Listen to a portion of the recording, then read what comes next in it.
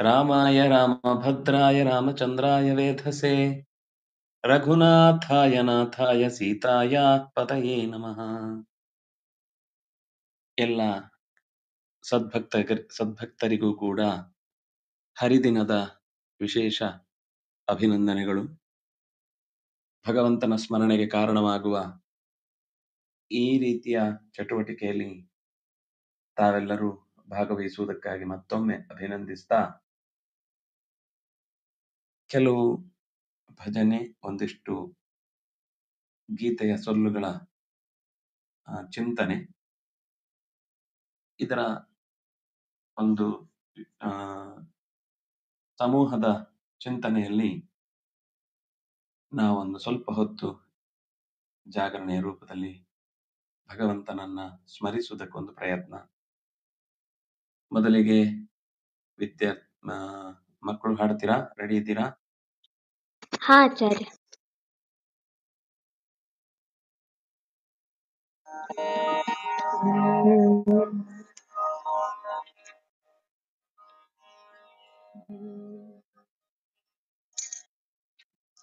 ಶ್ರೀ ಹರಿ ಜಯ ಹರಿ ನಾರಾಯಣ, ಶ್ರೀ ಲಕ್ಷ್ಮೀ ರಮಣ ನಾರಾಯಣ, ಶ್ರೀ ಹರಿ ಜಯ ಹರಿ ನಾರಾಯಣ, ಶ್ರೀ ಲಕ್ಷ್ಮೀ ರಮಣ ನಾರಾಯಣ, ಶ್ರೀ ಹರಿ ಜಯ ಹರಿ ನಾರಾಯಣ, ಅಜ ಭವ ವಂದಿತ ನಾರಾಯಣ, ಅನಂತ ಶಯನ ನಾರಾಯಣ, ಅಜ ಭವ ವಂದಿತ ನಾರಾಯಣ, ಅನಂತ ಶಯನ ನಾರಾಯಣ, ವೆಂಕಟರಮಣ ನಾರಾಯಣ, ವೈಕುಂಠವಾಸ ನಾರಾಯಣ, ವೆಂಕಟರಮಣ ನಾರಾಯಣ, ವೈಕುಂಠವಾಸ ಯಣ, ಸಾರಿ ನಿ ಸದಾ ಮಗ ಸ ಗಮ ಪ ಗಮ ಧ ನಿ ಸ ಗರಿ ನಿ ರಿ ಸ ಪದ ನಿ ಸರಿ ಗ ಗರಿ ರಿ ನಿ ರಿ ಸ ನಿ ಧ ಪ ಧ ಪ ಮ ಗರಿ ನಿ ಸ ಗಮ ಪ. ಶ್ರೀ ಹರಿ ಜಯ ಹರಿ ನಾರಾಯಣ, ಶ್ರೀ ಲಕ್ಷ್ಮೀ ರಮಣ ನಾರಾಯಣ, ಶ್ರೀ ಹರಿ ಜಯ ಹರಿ ನಾರಾಯಣ.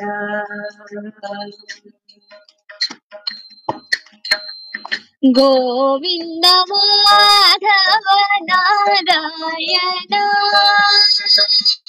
ಗೋಪಾಲ ಕೇಶವ ನಾರಾಯಣ, ಗೋವಿಂದ ಮಾಧವ ನಾರಾಯಣ, ಗೋಪಾಲ ಕೇಶವ ನಾರಾಯಣ,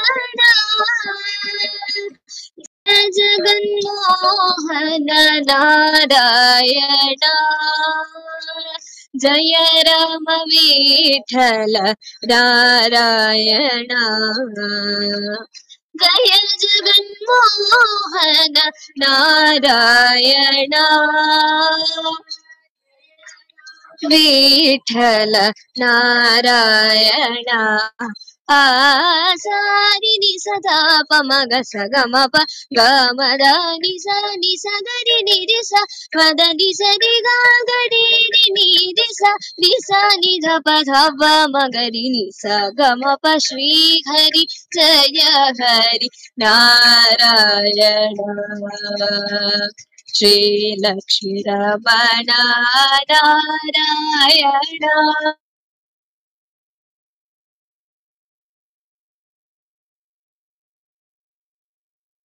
ನಾರಾಯಣ, ಲಕ್ಷ್ಮೀ ನಾರಾಯಣ, ಹರಿ ನಾರಾಯಣ,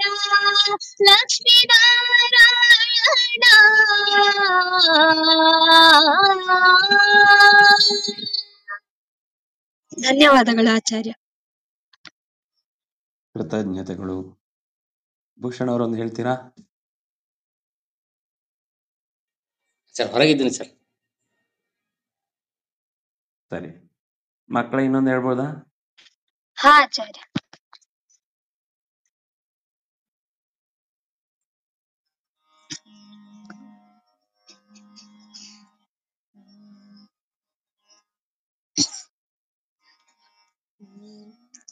नाथ हरे जगन्नाथ हरे, नाथ हरे जगन्नाथ हरे, श्रीरति राधा वासगृहे, नाथ हरे जगन्नाथ हरे, श्रीरति राधा वासगृहे, नाथ हरे जगन्नाथ हरे.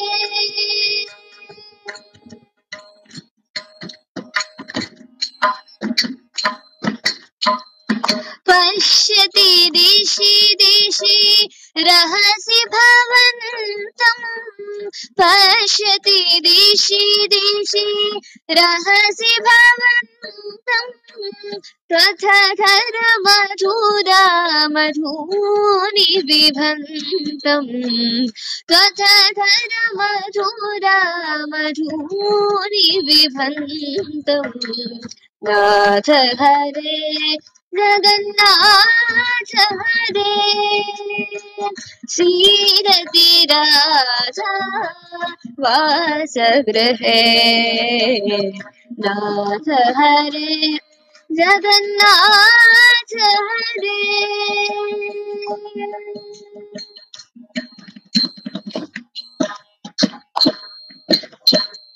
श्री जयदेव भणितरति मुदितम्, श्री जयदेव भणितरति मुदितम्, सुखयतु हेतवदीनम्, सुखयतु हेतवदीनम्, नाथ हरे जगन्नाथ हरे, श्रीरति राधा वासगृहे, नाथ हरे जगन्नाथ हरे, नाथ हरे जगन्नाथ हरे, जगन्नाथ हरे जगन्नाथ हरे. ಧನ್ಯವಾದಗಳು ಆಚಾರ್ಯ. ಕೃತಜ್ಞತೆಗಳು. ಸುಂದರವಾದ ಗೀತೆಗಾಗಿ ಕೃತಜ್ಞತೆಗಳು.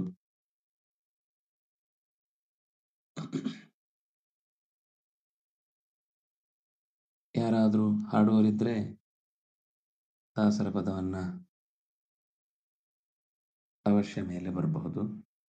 ಈಗ ಒಂದು ಗೀತೆಯ ಸಾಲನ್ನು ಓದಿ ಮತ್ತೆ ಯಾರಾದ್ರೂ ಹಾಡೋದಿದ್ರೆ ಸೇರ್ಕೊಳ್ಬಹುದು. ಹುಡುಗರೆ, ಮಕ್ಕಳೇ, ಇನ್ನೊಂದು ಹಾಡ್ತೀರಾ ಅಥವಾ?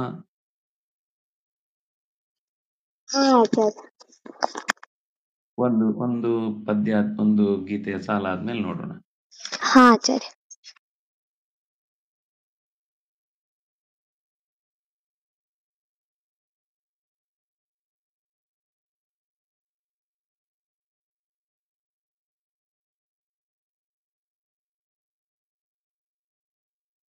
ಆ ಬ್ರಹ್ಮಭುವನಾಲ್ಲೋಕಾಹ.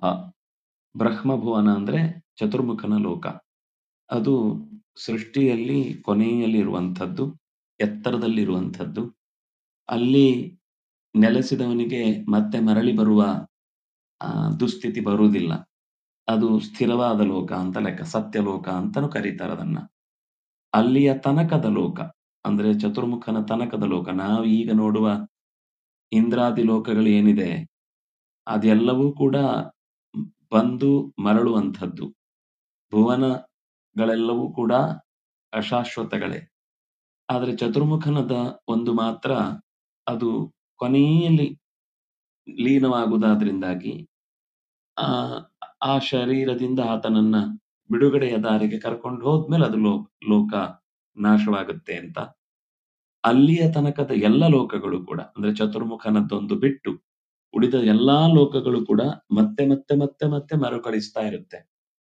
ಅಲ್ಲಿಗೆ ಹೋದವರು ಮರಳಿ ಬರಬೇಕಾಗತ್ತೆ. ಅದು ವರುಣಲೋಕ ಇರ್ಬೋದು, ಅಗ್ನಿಲೋಕ ಇರ್ಬೋದು, ರುದ್ರಲೋಕ ಇರ್ಬೋದು, ಅಥವಾ ಇಂದ್ರಲೋಕ ಇರ್ಬೋದು, ಸ್ವರ್ಗಲೋಕ ಇರ್ಬೋದು. ಈ ಎಲ್ಲ ಲೋಕಗಳು ಕೂಡ ಮತ್ತೆ ಮತ್ತೆ ಪುನರಾವರ್ತಿನಃ, ಮತ್ತೆ ಮರಳಿ ಬರುವಂತದ್ದು. ಅಂದ್ರೆ ಪುಣ್ಯದ ಕ್ರೆಡಿಟ್ ಕಾರ್ಡ್ ತಗೊಂಡು ಹೋದ್ಮೇಲೆ ಅಲ್ಲಿ ಇರ್ತೇವೆ ನಾವು, ಆದ್ರೆ ಅದು ಶಾಶ್ವತ ಅಲ್ಲ. ಲಕ್ಷಾನುಗಟ್ಲೆ ವರ್ಷ ಇರಬಹುದು ನಾವು. ನಮ್ಗದು ದೀರ್ಘ ಅಂತ ಅನಿಸ್ಬೋದು. ಅಂದ್ರೆ ಅಷ್ಟು ದೀರ್ಘ ಇಲ್ವಾ ಅಂತ. ಅದು ಹೌದು, ಆ ಅಂಶದಲ್ಲಿ ನಾವು ಬಹಳ ದೀರ್ಘವಾದ ಪ್ರದೇಶದಲ್ಲಿ ಉಳ್ಕೊಳ್ತೇವೆ.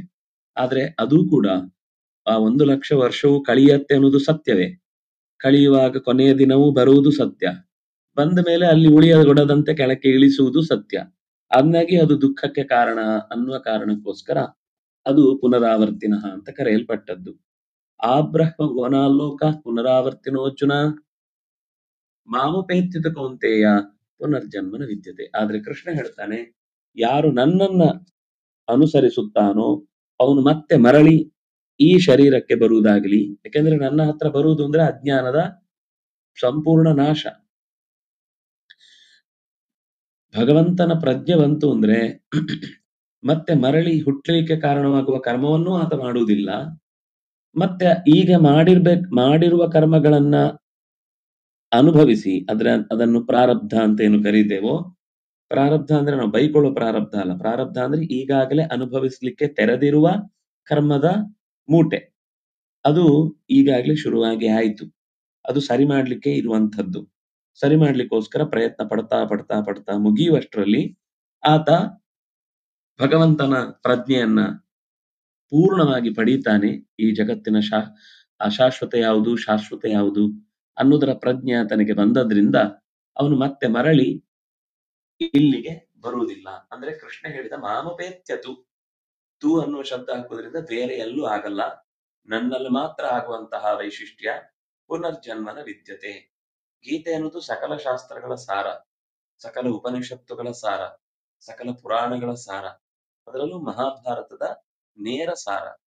ಬಹಳ ಜನಕ್ಕೆ ಗೀತೆಯು ಕೂಡ ಅವರಿಗೆ ಅದು ಉಪಾಸನೆಗೆ ಹೇಳಿದ ಸಂಗತಿಗಳು ಬಂದಾಗ ಅದು ನಂಬಿಕೆಗೆ ಅಲ್ಲ, ನಮ್ಗೆ ಬೇಕಾದ್ದು ಇಲ್ಲಿಲ್ಲ, ಅದರಿಂದ ಆಚೆಗೆ ವೇದ ದೊಡ್ಡದು ಅಂತ ಹೇಳ್ತಾರೆ. ಹೌದು, ವೇದ ಅನ್ನೋದು ಶಾಶ್ವತ ಅನ್ನೋ ದೃಷ್ಟಿಯಿಂದ ಹೌದು.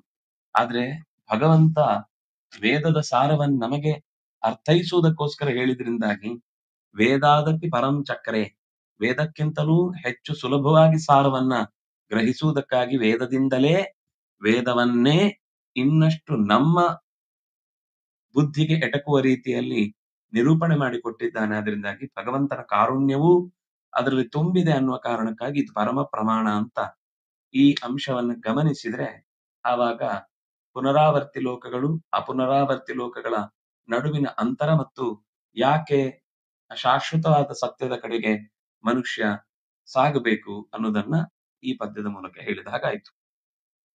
ಮುಂದಿನ ಭಜನೆಯನ್ನ ಹೇಳಿ.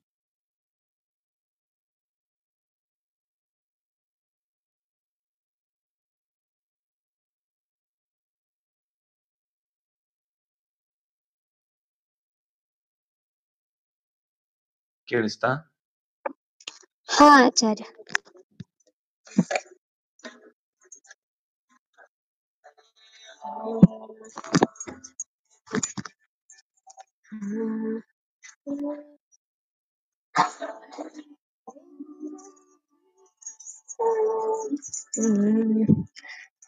ಯಾರೇ ರಂಗ ನಿನ್ನ ಕರೆಯ ಬಂದವರ್ಯಾರೋ, ಯಾರೇ ಕೃಷ್ಣ ನಿನ್ನ ಕರೆಯ ಬಂದವರ್ಯಾರೋ, ಯಾರೇ ರಂಗ ನಿನ್ನ ಕರೆಯ ಬಂದವರ್ಯಾರೋ, ಯಾರೇ ಕೃಷ್ಣ ನಿನ್ನ ಕರೆಯ ಬಂದವರ್ಯಾರೋ. ಗೋಪಾಲ ಕೃಷ್ಣನ ಪಾಪ ವಿನಾಶನ ಈ ಪರಿಯಿಂದಲೀ ಕರೆಯ ಬಂದವರು. ಗೋಪಾಲ ಕೃಷ್ಣನ ಪಾಪ ವಿನಾಶನ ಈ ಪರಿಯಿಂದಲೀ ಕರೆಯ ಬಂದವರು. ಯಾರೇ ರಂಗ ನಿನ್ನ ಕರೆಯ ಬಂದವರ್ಯಾರೋ. ಯಾರೇ ಕೃಷ್ಣ ನಿನ್ನ ಬಂದವರ್ಯಾರೋ.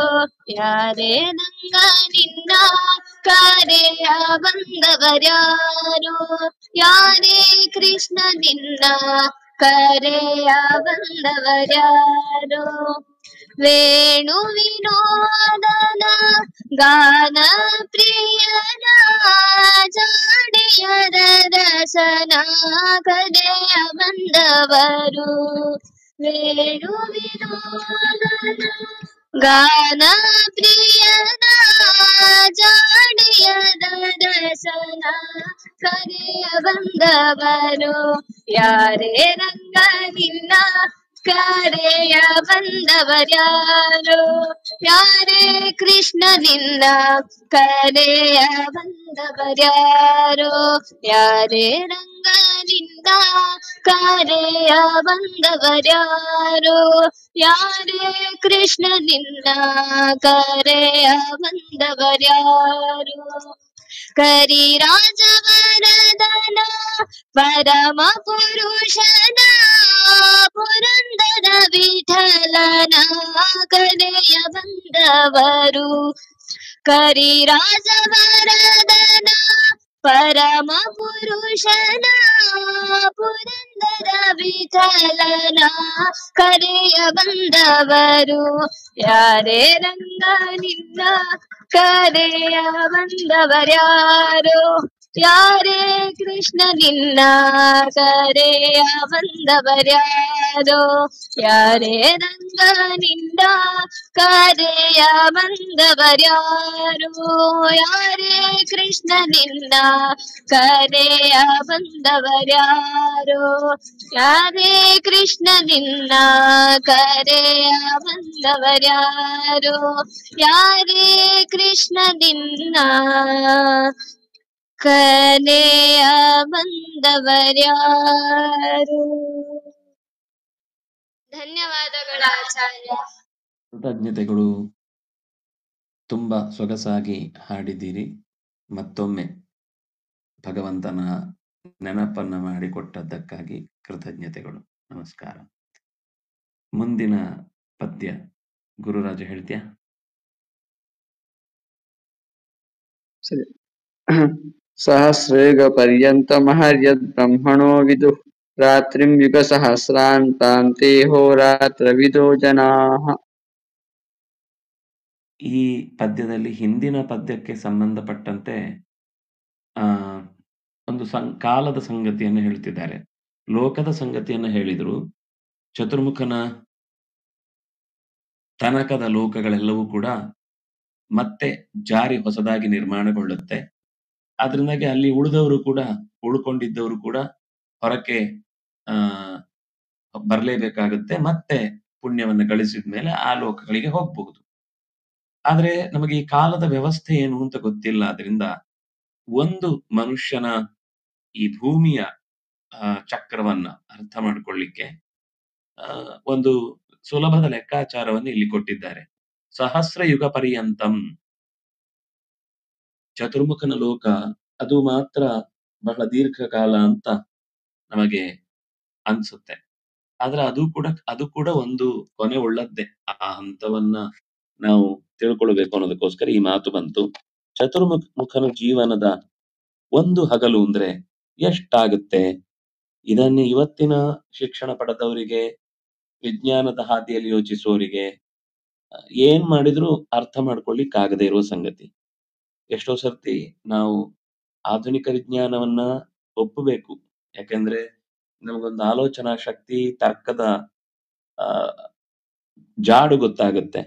ಆದ್ರೆ ಅದು ಕೂಡ ಒಂದು ಕಾಲ್ಪನಿಕ ಲೋಕದ ಮೇಲೇನೆ ಕಟ್ಟಿದ ಸೌಧ ಅನ್ನುವುದನ್ನ ನಾವು ಅರ್ಥ ಮಾಡಿಕೊಳ್ಳದೆ ಹೋದ್ರೆ ಋಷಿಗಳು ಹಲವು ಜನರೇಷನ್ಗಳನ್ನ ನೋಡಿ ಕೆಲವು ಸಂಗತಿಗಳನ್ನ ನಮ್ಮ ಜೊತೆಗೆ ಹಂಚಿಕೊಂಡಿರ್ತಾರೆ. ನಾವೆಲ್ಲ ಬದುಕಿದ್ದು ಒಂದು ಜೀವನ ಅಂದ್ರೆ 100 ವರ್ಷ. ಋಷಿಗಳ ಜೀವನ ಅನ್ನೋದು 1,00,000 ವರ್ಷದ ಜೀವನಗಳಾಗಿರ್ತಾವೆ. ಅದರಿಂದ ಅವರ ತಪಸ್ಸು, ನಾನು ಹೇಳ್ತಾ ಇರೋದು ಒಂದ್ ಯುಗದಲ್ಲಿದ್ದವರು ಅಂತ ಆಗಿದ್ರೆ. ಕೆಲವರಂತೂ ಇನ್ನೂ ದೀರ್ಘಕಾಲದ ಬದುಕನ್ನು ನಡೆಸೋರಾದ್ರಿಂದ ಈಗ ಸಪ್ತರ್ಷಿಗಳು ಅಂತ ಬಂದಾಗ ಒಂದಿಡೀ ಮನ್ವಂತರದ ಕಾಲದ ತನಕ ಅವ್ರು ಬದುಕ್ತಾರೆ. ಅಂತರ್ಷಿಗಳು ಹೇಳಿದ ಸಂಗತಿಗಳಾದಾಗ ನಮ್ಮ ಭೂಮಿಗಿಂತ ಆಚೆಗೆ ನಿಂತು ನಮ್ಮ ಭೂಮಿಯ ಪರಿಸರದ ಎಲ್ಲವನ್ನು ಆಂತು ಸಂಗತಿಗಳನ್ನ ಅರ್ಥ ಮಾಡಿಕೊಳ್ಳುವಂತಹ ದೊಡ್ಡ ಸ್ಥಿತಿ ಇರುವಂತವ್ರು. ಹಾಗಾಗಿ ಅವರೊಂದು ನಮಗೆ ಕಾಲದ ಲೆಕ್ಕಾಚಾರವನ್ನು ಕೊಟ್ಟಿದ್ದಾರೆ. ಈ ಕಾಲದ ಲೆಕ್ಕಾಚಾರದಲ್ಲಿ ಚತುರ್ಮುಖನ ಒಂದು ದಿನ ಅಂದ್ರೆ ಅಹರ್ಯದ್ ಬ್ರಹ್ಮಣೋ ವಿದುಹು. ಬ್ರಹ್ಮಣ ಚತುರ್ಮುಖನ ಅಹಹ ಹಗಲು ಎಷ್ಟು ಅಂತ ತಿಳ್ಕೊಳ್ಬೇಕು ಅಂದ್ರೆ ರಾತ್ರಿ ಆ ಸಹಸ್ರ ಯುಗ ಪರ್ಯಂತಂ ಅಂತ ಹೇಳಿದ್ರು. ಯುಗ ಚಕ್ರದ 1000 ತಿರುಗಬೇಕು. ಯುಗ ಚಕ್ರ ಅಂತಂದ್ರೆ ಒಂದು ಯುಗ ಚಕ್ರ ಅಂದ್ರೆ ಕೃತ ತ್ರೇತ ದ್ವಾಪರ ಕಲಿ ಇಷ್ಟು ಕಳೆದ್ರೆ ಒಂದು ಯುಗ ಚಕ್ರ ಮುಗಿಯುತ್ತೆ.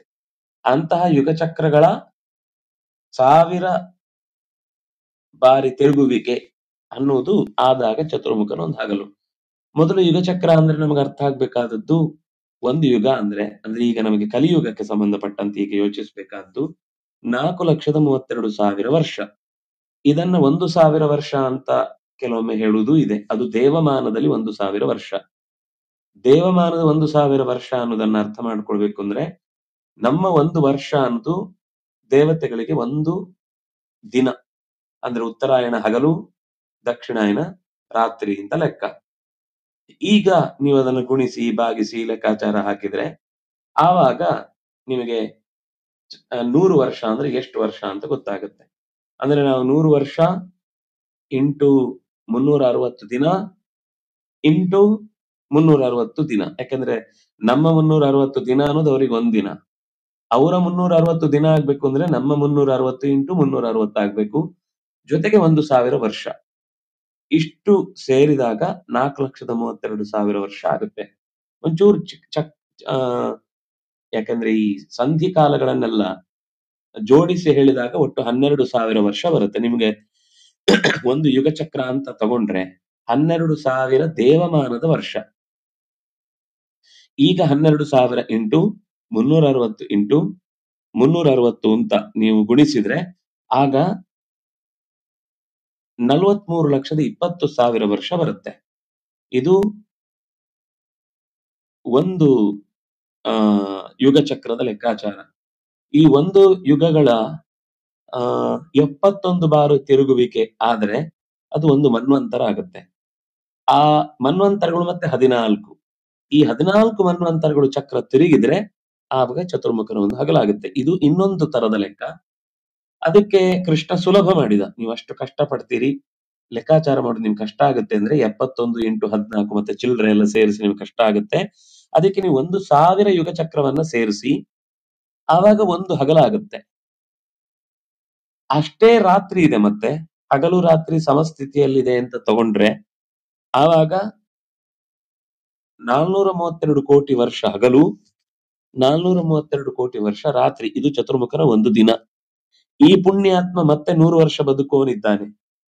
ಹಾಗಾಗಿ ನಾವು ಮತ್ತೆ 360 ಇಂಟು 100 ಮಾಡಿಕೊಂಡ್ರೆ 31,104,000 ಕೋಟಿ ವರ್ಷ ಇಡೀ ಬ್ರಹ್ಮಾಂಡದ ಆಯುಷ್ಯ. ಅಂದ್ರೆ ಚತುರ್ಮುಖನ ಶರೀರ ಈ ಬ್ರಹ್ಮಾಂಡ.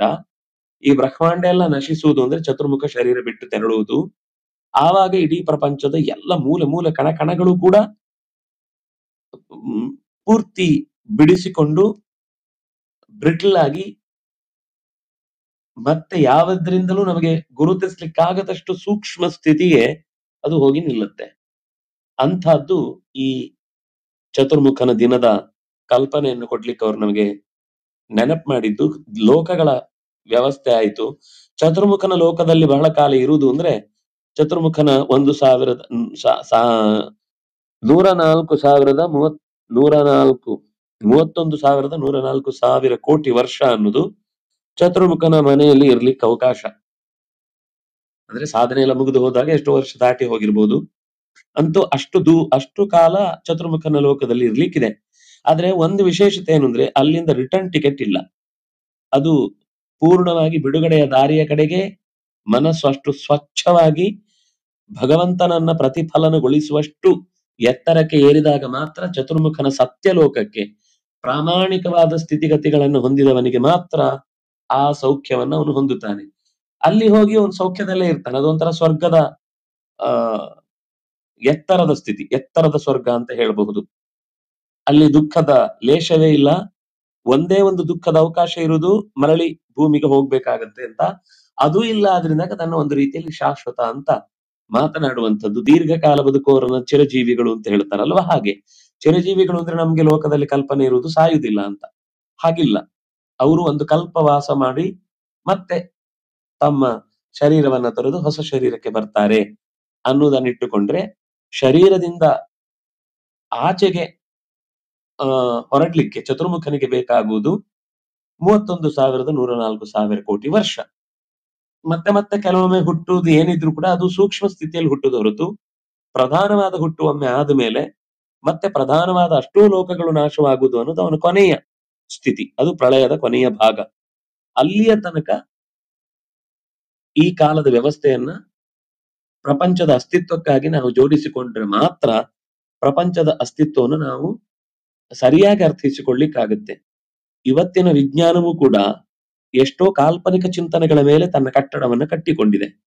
ಅದರಿಂದಾಗಿ ಎಷ್ಟೋ ವಿಷಯಗಳನ್ನ ನಾವು ಯಾವುದನ್ನ ಅತ್ಯಂತ ನಾವು ಇವತ್ತಿನ ಭಾಷೆಯಲ್ಲಿ ವೈಜ್ಞಾನಿಕ ಅಂತ ಹೇಳುತ್ತೇವೋ ಅದಕ್ಕೊಂದು ಸೀಮಿತವಾದ ದೃಷ್ಟಿ ಇದೆ. ಋಷಿಗಳ ಹಾಗೆ ಲಕ್ಷ ವರ್ಷ ಬದುಕಿದ ಸಾವಿರಾರು ಜನರೇಷನ್ಗಳನ್ನ ನೋಡಿದ ಅನುಭವ ಇಲ್ಲ ಅವರಿಗೆ.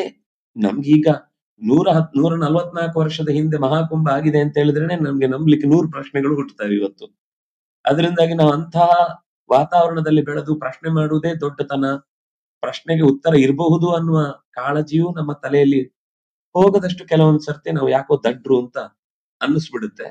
ಆದ್ರೆ ಗೀತೆಯ ಮೂಲಕ ಕೃಷ್ಣ ಕೊಟ್ಟ ನಮ್ಮ ಕಣ್ಣಿನ ಆಚೆಗೆ, ನಮ್ಮ ಲೈಫಿನ ಆಚೆಗೆ, ನಮ್ಮ ದೃಷ್ಟಿಯ ಮೀರಿದ ಸಂಗತಿಗಳನ್ನು ನಾವು ಒಪ್ಪಿಕೊಂಡಾಗ ಮಾತ್ರ ಈ ಲೋಕಗಳ ಅಸ್ತಿತ್ವದ ಬಗ್ಗೆ ಹಿಂದೆ ಏನ್ ಹೇಳಿದ್ರು ಆ ಬ್ರಹ್ಮ ಭುವನ ಲೋಕ ಆ ವಿಷಯ ಅರ್ಥ ಆಗುತ್ತೆ.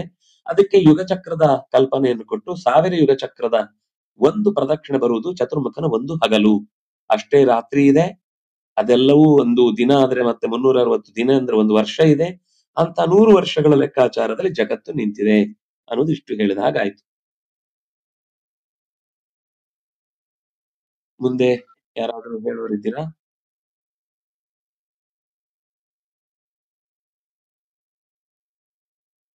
ಹೇಳಿ.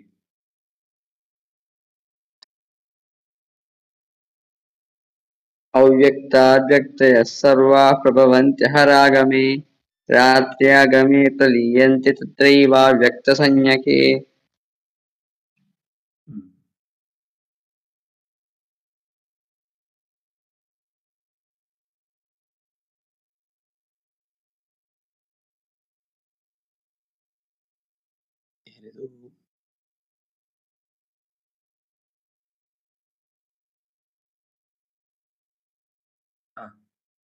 ಹಾಡಿಬಿಡಿ, ಆಮೇಲೆ ಅರ್ಥ ಹೇಳ್ತೇನೆ.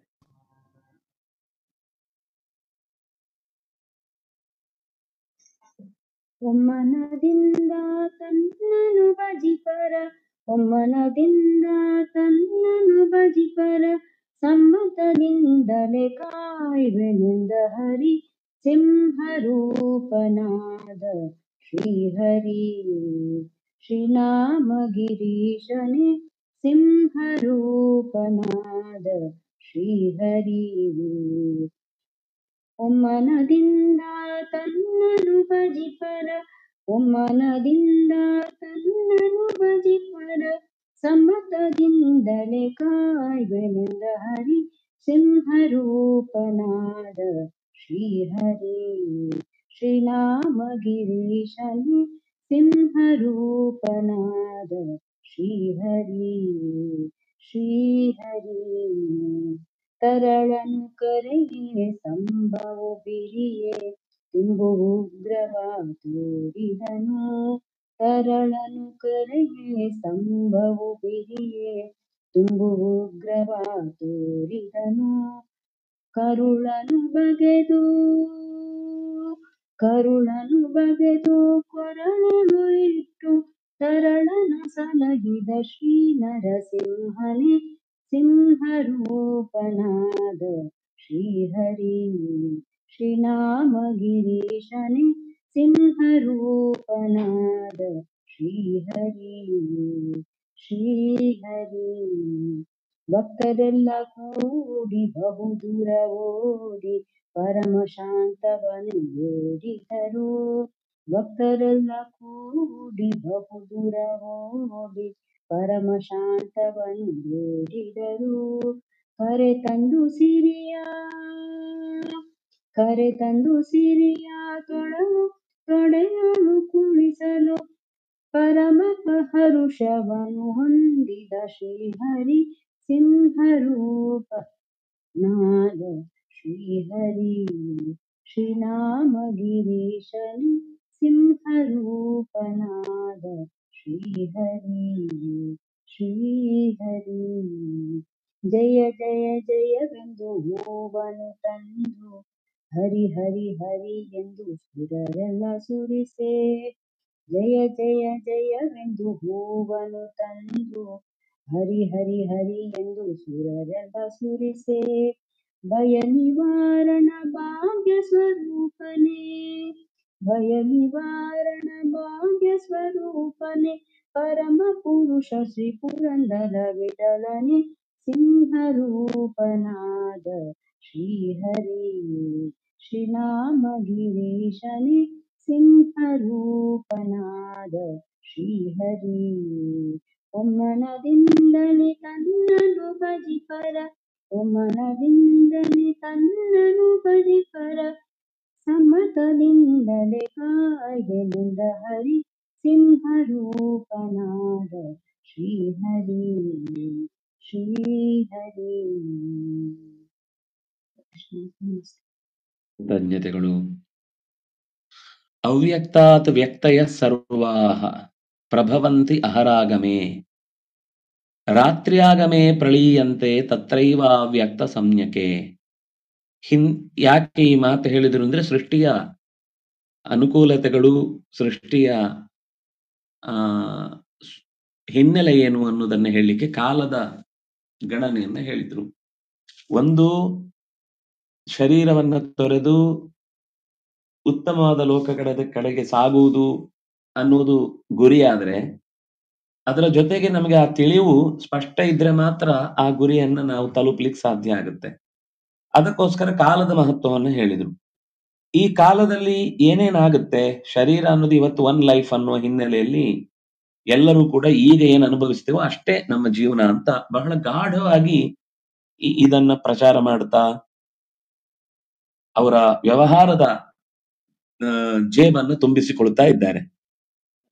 ಉದ್ದೇಶ ಇಷ್ಟೇ. ಅವರಲ್ಲೂ ಎಲ್ಲೂ ಶಾಸ್ತ್ರದಲ್ಲಿ ಈ ಮಾತಿಗೆ ಯಾವುದೇ ಪುರಾವೆ ಇಲ್ಲ. ಮೂಲತಃ ಅಲ್ಲಿಯೂ ಪುನರ್ಜನ್ಮದ ಕಲ್ಪನೆಗಳು ಇವೆ ಅವರ ಕಥೆಗಳಲ್ಲಿ, ಯಾರು ನಿರಾಕರಿಸ್ತಾ ಇದ್ದಾರೋ ಅವರು ಕೂಡ. ಆದರೆ ಹಾಗೊಂದು ಚಿಂತನೆ ನಡೆಸುವುದರಿಂದ ನಮಗೆ ಬೇಕಿರುವ ಲಾಭ ಆಗುತ್ತೆ. ನಮ್ಮ ಪ್ರಾರ್ಥನಾಲಯಗಳಿಗೆ ಜನ ತುಂಬಿ ತುಳುಕ್ತಾರೆ. ಅದರ ಪರಿಣಾಮ ಅಡ್ಡ ಏನಾಗಿದೆ ಅಂತ ಯೋಚನೆ ಮಾಡ್ತಿಲ್ಲ. ತಪ್ಪನ್ನ ನಡೆಸಿ ತಿದ್ದಿಕೊಳ್ಳಲಿಕ್ಕಾಗದ, ಫ್ರಸ್ಟ್ರೇಷನ್ಗೊಳಗಾಗದ ಎಷ್ಟೋ ಯುವಕ ಯುವತಿಯರು ನಮ್ಗೆ ಹೇಗೂ ಇದನ್ನ ಪಡಿಲಿಕ್ಕಾಗ್ಲಿಲ್ಲ, ಅರಗಿಸಿಕೊಳ್ಳಿಕ್ಕಾಗ್ಲಿ, ಏನೋ ರೋಗ ಇರುತ್ತೆ ಅಥವಾ ಇನ್ನೇನೋ ಒಂದು ಫೈನಾನ್ಷಿಯಲ್ ಸಿಕ್ಕಾಪಟ್ಟೆ ದುಸ್ಥಿತಿ ಇರುತ್ತೆ, ತಮ್ಮ ಕಣ್ಣ ಮುಂದೆನೆ ಅನೇಕರಿಗೆ ಎಲ್ಲ ಒಳ್ಳೇದಾಗ್ತಿರುತ್ತೆ, ತಮ್ಮ ಜೀವನದ ಪ್ರಶ್ನೆಗೆ ಉತ್ತರ ಸಿಗ್ಲಿಲ್ಲ ಅಂದಾಗ ಬೇರೆಯವರು ಸುಖವಾಗಿರುವುದನ್ನು ಕಾಣ್ಲಿಕ್ಕಾಗದೆ ಗಣನೀಯವಾಗಿ ಶೂಟೌಟ್ ಪ್ರಕರಣಗಳು ಇತ್ತೀಚೆಗೆ ಜಾಸ್ತಿ ಆಗ್ತಾ ಇವೆ. ಅದರ ಉದ್ದೇಶ ಬೇರೆ ಕಾರಣಗಳಿಂದ ಆದದ್ದು ನೀವು ಬಿಟ್ಬಿಡಿ, ಯಾವುದು ಗ್ಯಾಂಗ್ ವಾರ್ಗಳು ಇತ್ಯಾದಿಗಳೆಲ್ಲ ಬಿಡಿ.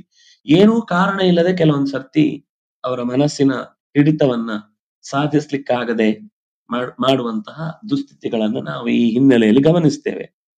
ಅದಕ್ಕೆ ಪ್ರಧಾನವಾದ ಅವರ ಪ್ರಶ್ನೆಗಳು ಬರುವಂತದ್ದು ನಾನು ಎಲ್ಲ ಅನ್ಯಾಯಗಳನ್ನ ಅಥವಾ ಅವ್ಯವಸ್ಥೆಗಳನ್ನ ಅನುಭವಿಸಿ ಬಿಟ್ಟಿದ್ದೇನೆ. ನನಗೆ ಇನ್ನು ಮುಂದೆ ಏನು ಇಲ್ಲ. ನನಗೆ ಒಳ್ಳೆ ಗತಿ ಆಗ್ಲಿಕ್ಕೆ ಬೇಕಿರುವ ಒಳ್ಳೆ ಕೆಲಸ ನನ್ನ ಹತ್ರ ಮಾಡ್ಲಿಕ್ಕೆ ಆಗ್ಲಿಲ್ಲ. ಏನೋ ನನ್ಗೆ ಸರಿಯಾದ ಮಾರ್ಗದರ್ಶನ ಇರ್ಲಿಲ್ಲ, ವಾತಾವರಣ ಇರ್ಲಿಲ್ಲ, ಹೇಳಿಕೊಡುವವರು ಇರ್ಲಿಲ್ಲ. ಆದ್ರಿಂದಾಗಿ ನನಗೆ ಇನ್ಯಾವತ್ತೂ ಕೂಡ ಮತ್ತೆ ಹೊಸತಾಗಿ ಉತ್ತಮ ಶರೀರ ಬರುವುದಿಲ್ಲ. ಆದ್ರಿಂದ ಇದರ ಫಲವನ್ನೇ ಉಣ್ಲಿಕ್ಕೆ ನನ್ನನ್ನು ಶಾಶ್ವತವಾದ ನರಕಕ್ಕೆ ಕೊಂಡು ಹೋಗಿ ಬಿಡ್ತಾರೆ ಅಂತ ಹೀಗೊಂದು ಕಲ್ಪನೆ ಅವರ ಚಿಂತನೆಗಳಲ್ಲಿ ಇರುವುದರಿಂದ ಹೇಗೂ ನಾನು ನರಕಕ್ಕೆ ಹೋಗ್ತೇನಲ್ಲ, ಇನ್ನಷ್ಟು ಅನರ್ಥಗಳ ಪರಂಪರೆಯನ್ನು ಹುಟ್ಟಿಸಿ ಹೋದ್ರೆ ನನಗೆ ಈಗಾದ್ರೂ ಒಂದು ಸ್ಯಾಟಿಸ್ಫ್ಯಾಕ್ಷನ್ ಆಗುತ್ತಲ್ವಾ, ಈಗಾದ್ರೂ ನಾನು ಸುಖವಾಗಿರ್ಬೋದಲ್ವಾ. ಅಷ್ಟು ಜನರ ಬೆಳವಣಿಗೆ ಅನ್ನೋದು ನನಗೆ ಸಹಿಸ್ಲಿಕ್ಕಾಗದ ವೇದನೆಯನ್ನು ಉಂಟು ಮಾಡಿದೆ. ನಾನು ಅದನ್ನಾದ್ರೂ ಪರಿಹಾರ ಮಾಡ್ಕೊಂಡು ಹೋಗ್ತೇನೆ ಅಂತನ್ನುವ ಈ ತೀವ್ರವಾದಗಳೆಲ್ಲ ಬೆಳೀತಾ ಇರುವುದನ್ನ ಗಮನಿಸಿಯೋ ಎನ್ನುವಂತೆ ಕೃಷ್ಣ ಈ ಮಾತನ್ನ ಹೇಳಿದ್ದು. ಹಲವು ಯುಗಗಳ ಚಕ್ರದ ಬಗ್ಗೆ ಹೇಳಿದ ಅವ್ಯಕ್ತಾದ ವ್ಯಕ್ತಯ ಸರ್ವಾಹ. ನಾವು ಈಗ ಏನು ನಮ್ಮ ಕಣ್ಣ ಮುಂದೆ ಜಗತ್ತನ್ನ ಕಾಣ್ತಾ ಇದ್ದೇವೆ, ಅದರ ಹಿಂದೆ ಜಗತ್ತಿರ್ಲಿಲ್ಲ ಅಂತ ಅರ್ಥ ಅಲ್ಲ. ಅಥವಾ ನಾವೀಗ ಏನ್ ಕಣ್ಣು ಮುಚ್ಚುತ್ತೇವೆ ಆಮೇಲೆ ಈ ಜಗತ್ತು ಮುಗಿದು ಹೋಗುತ್ತೆ ಅಂತನೂ ಅಲ್ಲ. ಕೆಲವರ ಪ್ರಕಾರ ಕಣ್ಣು ಬಿಟ್ಟರೆ ಮಾತ್ರ ಜಗತ್ತಿರುವುದು, ಕಣ್ಣು ಮುಚ್ಚಿದ್ರೆ ಜಗತ್ತಿಲ್ಲ ಅಂತ. ಹಾಲು ಕುಡಿಯುವ ಕಳ್ಳ ಕಣ್ಣು ಮುಚ್ಚಿ ಕುಡಿಯುವ ಬೆಕ್ಕಿನ ಕಥೆಯನ್ನು ಹೇಳಿದ ಕಾಣುತ್ತೆ. ಕಣ್ಣು ಮುಚ್ಚಿ ಕುಡಿಯುವುದು ಯಾಕೆ ಅಂದ್ರೆ ನಾನ್ ನೋಡ್ಲಿಲ್ಲ, ಅದರಿಂದಾಗಿ ಯಾರು ಕೂಡ ನನ್ನನ್ನು ಗಮನಿಸ್ಲಿಲ್ಲ ಅಂತ ಅರ್ಥ ಅಂತ ಅದರ ಒಂದು ಭಾವನೆ. ಆದ್ರೆ ನಾವು ಕಣ್ಣು ಮುಚ್ಚಿದ್ರೆ ಜಗತ್ತಿಲ್ಲ ಅಂತ ಆಗುವುದು ಅಸಾಧ್ಯ. ಯಾಕಂದ್ರೆ ನಾವಿಲ್ಲಿ ಇಲ್ಲದೆ ಇದ್ದಾಗ್ಲೂ ಕೂಡ ಈ ಕೋಣೆಯಲ್ಲಿ ಒಂದು ಗಡಿಯಾರ ನಡೀತಾ ಇರುತ್ತೆ, ಟೈಮ್. ಇನ್ಯಾರೋ ಒಬ್ರು ಅವರ ದೃಷ್ಟಿಯಿಂದ ನೋಡ್ತಾರೆ ಅಂತ ಅನ್ಕೊಂಡ್ರು, ನಾವು ಒಂದು ಯಂತ್ರದಲ್ಲಿ ಅದರ ಪಿಕ್ಚರ್ ಅನ್ನು ತೆಗೆದಿಟ್ರೆ ನಾವ್ ಯಾರು ಇಲ್ಲದೆ ಇದ್ರು ಆ ವಸ್ತುಗಳ ಅಲ್ಲಿ ಇರುವುದು ನಮಗೆ ಸ್ಪಷ್ಟವಾಗಿ ಕಾಣ್ತಾ ಇದೆ. ಅದನ್ನಾಗಿ ವ್ಯಕ್ತ ಆಗುವುದು ಅಂತ ಅನ್ನೋದು ನಮ್ಮ ಕೈಯಲ್ಲಿ ಇಲ್ಲ. ಅವ್ಯಕ್ತಾದ ವ್ಯಕ್ತ ಈ ಜಗತ್ತೆಲ್ಲವೂ ಕೂಡ ವ್ಯಕ್ತವಾಗುತ್ತೆ. ಕಣ್ಣಿಗೆ ಕಾಣದೆ ನಿಂತು ನಮ್ಮನ್ನು ಆಡಿಸುವ ಮಹಾಶಕ್ತಿ, ಮಹಾಚೇತನ ಇದೆಲ್ಲವನ್ನು ಕೂಡ ನಿಯಮಿಸ್ತಾ ಇದೆ. ಅದು ಯಾಕೆ ವ್ಯಕ್ತ ಅಲ್ಲ ಅಂದ್ರೆ ನಮಗೆ ಆ ವ್ಯಕ್ತಿಯನ್ನು ಗಮನಿಸುವುದಕ್ಕೆ ಬೇಕಿರುವ ಶಕ್ತಿ ನಮ್ಮ ಹತ್ರ ಇಲ್ಲ. ನಮ್ಮ ಕಣ್ಣು ಅತ್ಯಂತ ಮಿತಿ ಉಳ್ಳದ್ದು. ನಮ್ಮ ಕಣ್ಣು ಈ ಮಣ್ಣು ನೀರು ಗಾಳಿ ಬೆಂಕಿ ಆಕಾಶದಿಂದ ಉಂಟಾದ ಸಂಗತಿಗಳನ್ನು ಮಾತ್ರ ಕಾಣುತ್ತೆ. ಆ ಅವ್ಯಕ್ತ ತತ್ವ ಅದು ಈ ಪಂಚಭೂತಗಳಿಗಿಂತ ಮೀರಿದ್ದು. ಒಂದರ್ಥದಲ್ಲಿ ಅವ್ಯಕ್ತ ಅಂತಂದ್ರೆ ಸಾಮಾನ್ಯವಾಗಿ ಈ ಹಿಂದಿನ ಸಾಲುಗಳಲ್ಲಿ ಕೆಲವೊಮ್ಮೆ ಬಂದದ್ದಿದ್ರೆ ಅಥವಾ ಮುಂದೆಯೂ ಬರುವುದಾಗಿದ್ರೆ ಆಗ ಪ್ರಕೃತಿ ತತ್ವವನ್ನು ಅವ್ಯಕ್ತ ಅಂತ ಕರೀತಾರೆ. ಯಾಕಂದ್ರೆ ಅದು ಕೂಡ ಕಾಣದಿರುವಂತಹ ಸತ್ವ. ಆದ್ರೆ ಅದಕ್ಕೂ ಕಾಣದ ಶಕ್ತಿಯನ್ನು ಕೊಟ್ಟ ಅವ್ಯಕ್ತ ಏನಿದೆ ಅದು ಪರಮಾತ್ಮನ ಕುರಿತಾದ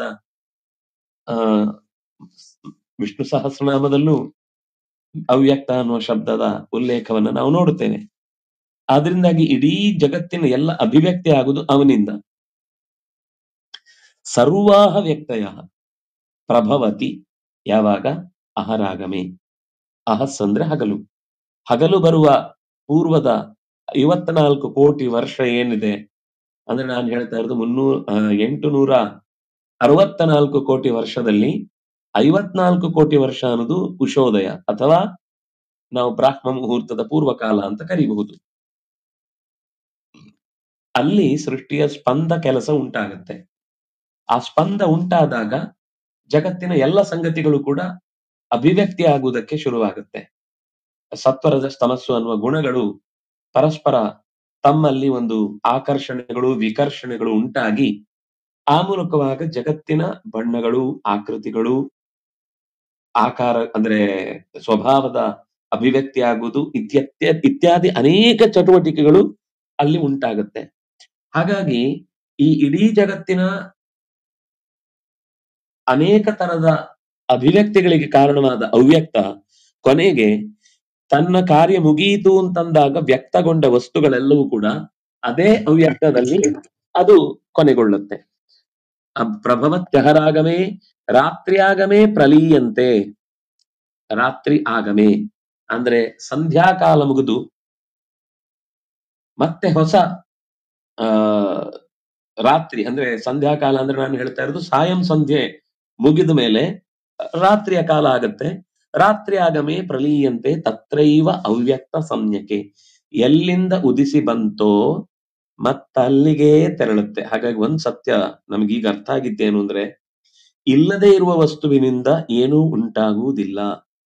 ಏನೇನು ಉಂಟಾಗುದೆಯೋ ಅದು ಯಾವತ್ತೂ ಇಲ್ಲವಾಗುವುದಿಲ್ಲ. ಇಲ್ಲ ಅಂದ್ರೆ ಒಂದು ಈಗ ಮಡಿಕೆ ಒಡೆದ ಮೇಲೆ ಅದರ ಧೂಳು ಲಿಟರಲಿ ಇನ್ನು ಮುಂದೆ ಯಾವತ್ತಿಗೂ ನಮ್ಮ ಕೈಗೆ ಸಿಗುವುದಿಲ್ಲ ಅಂತ ಆಗ್ಲಿಕ್ಕೆ ಸಾಧ್ಯ ಇಲ್ಲ. ಅದು ಯಾವುದೋ ಧೂಳಿನ ಕಣವಾಗಿ ಇನ್ನೊಂದಾಗ್ಬೋದು, ಈ ಮಡಕೆಯಾಗಿ ಸಿಗದೆ ಇರಬಹುದು. ಅದು ಧೂಳು ಮತ್ತೆಲ್ಲೋ ಗಿಡದ ಬುಡಕ್ಕೆ ಹೋಗಿ ಗೊಬ್ಬರವಾಗಬಹುದು, ಮರದ ಎಲೆಯಲ್ಲಿ ಸಿಕ್ಕಿ ಹಾಕಿಕೊಂಡು ಇನ್ಯಾವುದೋ ಎಲೆ ಜೀವಿಗೆ ತನ್ನ ಗೂಡು ಕಟ್ಲಿಕ್ಕೆ ಮಣ್ಣಿನ ರಾಶಿ ಆಗಬಹುದು, ಗೊತ್ತಿಲ್ಲ ನಮಗೆ.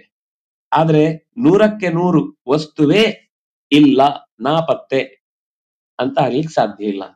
ಯಾಕಂದ್ರೆ ಅದು ತತ್ರೈವ ಅವ್ಯಕ್ತ ಸಂಜ್ಞಕೆ ಲೀಯತೆ, ಮರೆಯಾಗತ್ತೆ.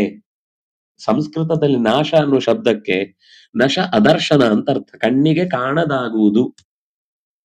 ರಾತ್ರಿ ಸೂರ್ಯ ಕಾಣುವುದಿಲ್ಲ, ಇಲ್ಲ ಅಂತ ಅರ್ಥನ? ಹಗಲು ನಕ್ಷತ್ರಗಳು ಕಾಣುವುದಿಲ್ಲ, ಇಲ್ಲ ಅಂತ ಅರ್ಥನ? ಕಾಣುವುದಕ್ಕೆ ಬೇಕಿರುವ ಅವಕಾಶಗಳಿಲ್ಲ, ಕಾಣುವುದಕ್ಕೆ ಬೇಕಿರುವ ವಾತಾವರಣ ಇಲ್ಲ, ಅಥವಾ ಕಾಣುವುದಕ್ಕೆ ಬೇಕಿರುವ ಕಣ್ಣು ಇಲ್ಲ.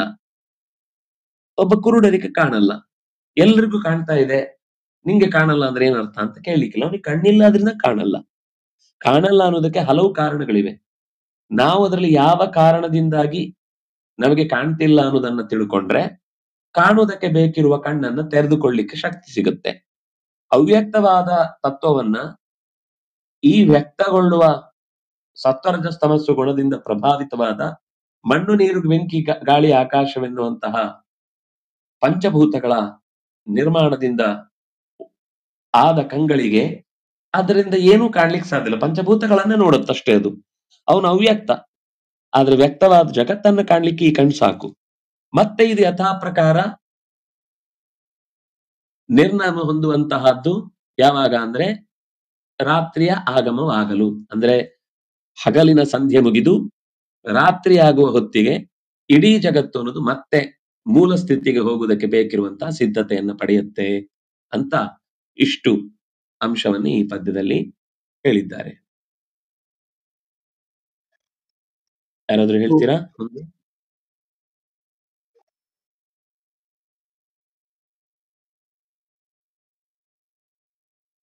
ಸರಿ, ಮುಂದಿನ ಶ್ಲೋಕ.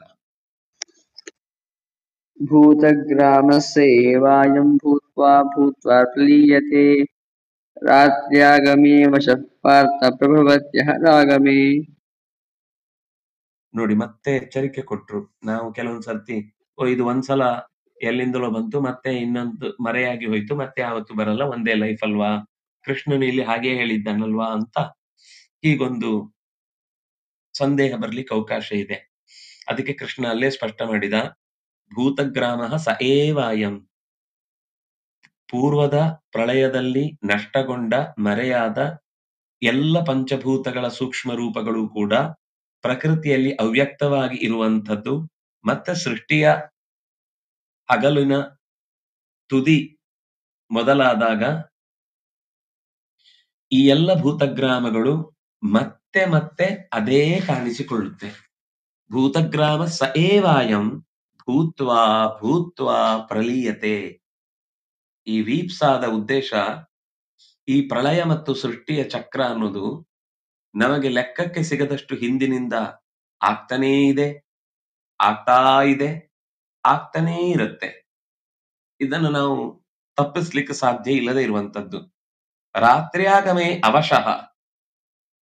ಅವಶಃ ಅಂದ್ರೆ ಚತುರ್ಮುಖ ಈ ಜಗತ್ತಿನ ಸೃಷ್ಟಿಗಾಗಿ ಕೈ ಹಾಕಿದಾಗ ಭಗವಂತನ ವಶನಾಗಿ ಪ್ರಭವತಿ ಅಹರಾಗಮೆ. ಮತ್ತೆ ಭೂತಗ್ರಾಮಕ್ಕೆ ತಗೊಳ್ಳೋದಾದ್ರೆ ಭೂತಗ್ರಾಮ ಅವಶಃ.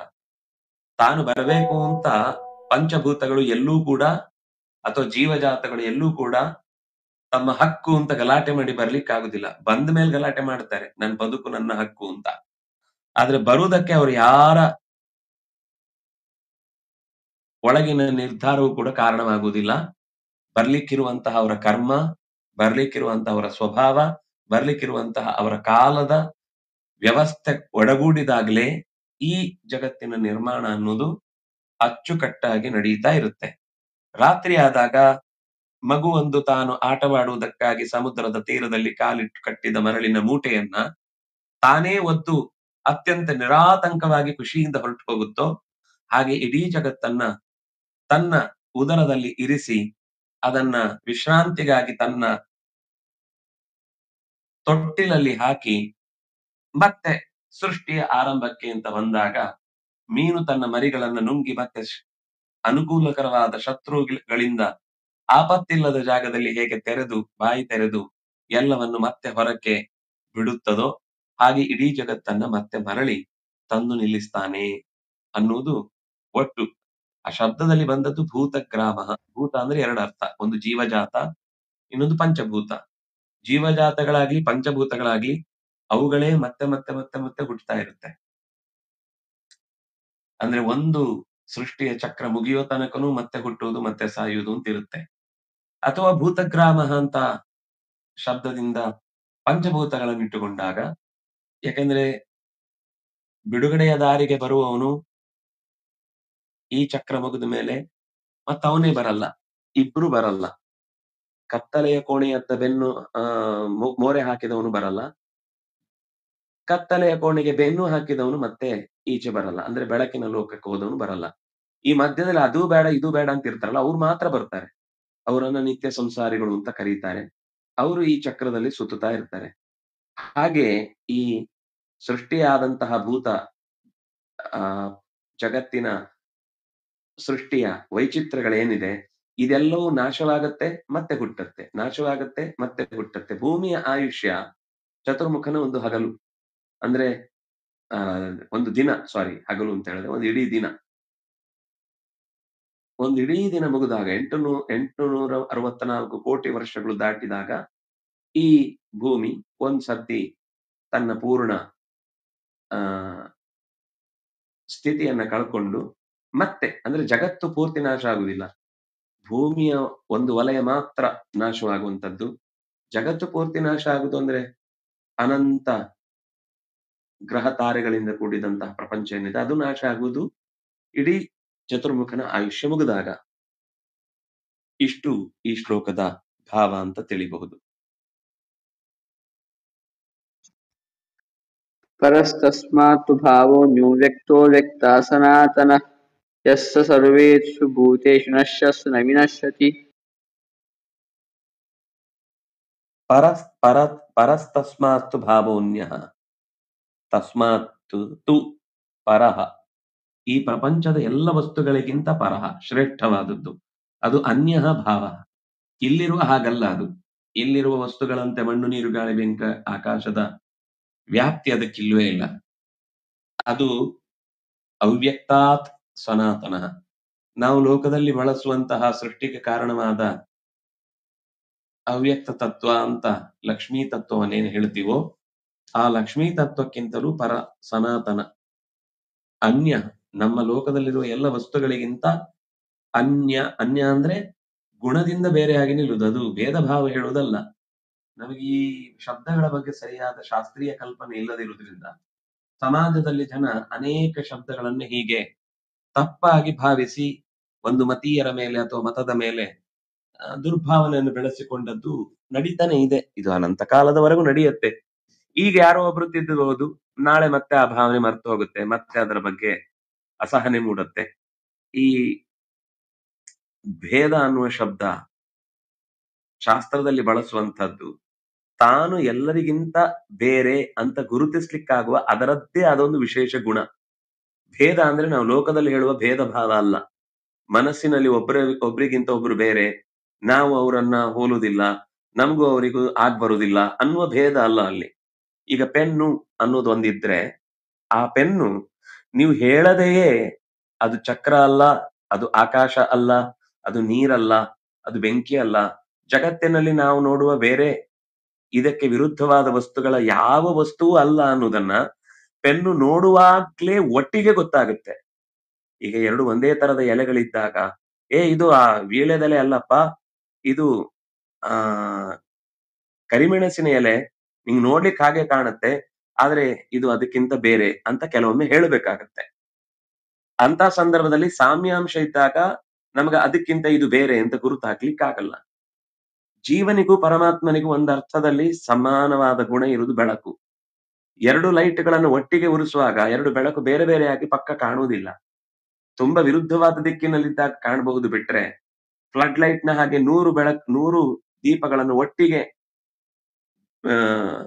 ಹೊರಚೆಲ್ಲಿದಾಗ ಅದರ ಒಂದರ ಬೆಳಕು ಯಾವುದು ಇನ್ನೊಂದರ ಬೆಳಕು ಯಾವುದು ಅಂತ ಗೊತ್ತಾಗುವುದಿಲ್ಲ ಹೇಗೋ ಹಾಗೆ ಸಾಧನೆಯ ದಾರಿಯಲ್ಲಿದ್ದಾಗ ಅವನಿಗೆ ತಿಳಿಯುವುದಿಲ್ಲ ಅನ್ನುವ ಕಾರಣಕ್ಕಾಗಿ ನೀನು ಈ ಜಗತ್ತಿನಲ್ಲಿರುವ ಎಲ್ಲ ವಸ್ತುಗಳಿಗಿಂತ ಬೇರೆ ಅಂತ ತಿಳಿಸ್ಬೇಕಾಗತ್ತೆ.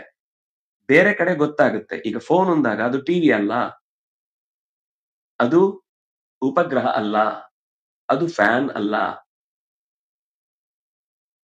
ತುಂಬಾ ಫೀಚರ್ಗಳನ್ನ ಇವತ್ತು ಫೋನ್ ಹೊಂದಿಬಿಟ್ಟಿದೆ. ನೀವು ಅಲಾರಾಮ್ ಅಲ್ಲ ಅಂತ ಹೇಳಿದ್ರೆ ಆಗಲ್ಲ. ಅಲಾರ್ಮ್ ಹೌದದು. ಅದು ಕನ್ನಡಿ ಅಲ್ಲ ಅಂತ ಹೇಳಲಿಕ್ಕೆ ಆಗುದಿಲ್ಲ. ಅದರಲ್ಲಿ ಮುಖ ನೋಡ್ಲಿಕ್ಕಾಗತ್ತೆ. ನಮ್ಮ ಅನೇಕ ಯಂತ್ರಗಳನ್ನ ನುಂಗಿದ್ದು ಒಂದು ಫೋನ್. ನೀವು ಸುಮ್ಮನೆ ಅದರ ಆ್ಯಪ್ಗಳನ್ನೆಲ್ಲ ಗಮನಿಸ್ತಾ ಹೋಗಿ. ನಾವು ಅದಕ್ಕಾಗಿ ಬೇರೆ ಬೇರೆ ಸಾಧನಗಳನ್ನು ಬಳಸ್ತಾ ಇದ್ವಿ. ಟಿವಿ ಇರಬಹುದು, ರೇಡಿಯೋ ಇರಬಹುದು, ಅಲಾರ್ಮ್ ಇರಬಹುದು, ಕನ್ನಡಿ ಇರಬಹುದು, ಅಥವಾ ಸೊಳ್ಳೆ ಬತ್ತಿ ಇರಬಹುದು. ಇದ್ರಲ್ಲೂ ಒಂದು ಸೊಳ್ಳೆ ಬತ್ತಿ ಇದೆ. ಅದು ಏನೋ ಒಂದು ಫ್ರೀಕ್ವೆನ್ಸಿಯಲ್ಲಿ ಒಂದು ಸೌಂಡ್ ಮಾಡುತ್ತೆ. ಸೊಳ್ಳೆಗಳಿಗೆ ಅದು ಆಗಲ್ಲ ಅಂತ ಹೇಳಿ ಅದು ಬರಲ್ಲ ಅಂತ. ಅದೆಷ್ಟು ಸರಿಯೂ ಅಂದ್ರೆ ನಡೆಯುತ್ತೋ ಬಿಡುತ್ತೋ ಗೊತ್ತಿಲ್ಲ, ಅಥವಾ ಈ ಜೀವವೇ ಸೊಳ್ಳೆಗಿಂತ ಹೆಚ್ಚು ಬಾಧೆಗೆ ಒಳಗಾಗುತ್ತೋ ಗೊತ್ತಿಲ್ಲ. ಆದ್ರೆ ಒಟ್ಟಂತೂ ಇಂತಹ ಬೇರೆ ಅಂತ ಹೇಳಲಿಕ್ಕೆ ಬೇಕಿರುವ ಅದರದ್ದೇ ಆದ ಒಂದು ವಿಶಿಷ್ಟವಾದ ಗುಣ ಏನಿದೆ ಅದನ್ನು ಅವರು ಭೇದ ಶಬ್ದದಿಂದ ಹೇಳ್ತಾರೆ. ಆದ್ರೆ ಇದು ಗೊತ್ತಾಗದೆ ಅನ್ಯಃ ಅನ್ನುವ ಶಬ್ದಕ್ಕೆ ನಾವು ಇವರೇನೋ ಎಲ್ಲ ಒಂದಾಗುದನ್ನ ತಪ್ಪಿಸ್ತಾರೆ, ಸಮಾನತೆಯನ್ನ ಹೊಡೆದಾಡ್ತಾರೆ, ಬಡಿದಾಡ್ತಾರೆ. ಸಮಾಜದಲ್ಲಿ ಎಲ್ಲರಿಗೂ ಸಮಾನತೆ ಅನ್ನೋ ಶಬ್ದಕ್ಕೆ ಏನರ್ಥ? ಅವರವರ ಯೋಗ್ಯತೆಗೆ ತಕ್ಕ ಹಾಗೆ ಅವರವರಿಗೆ ಗೌರವ ಸಿಗುವಂತಾಗುದು.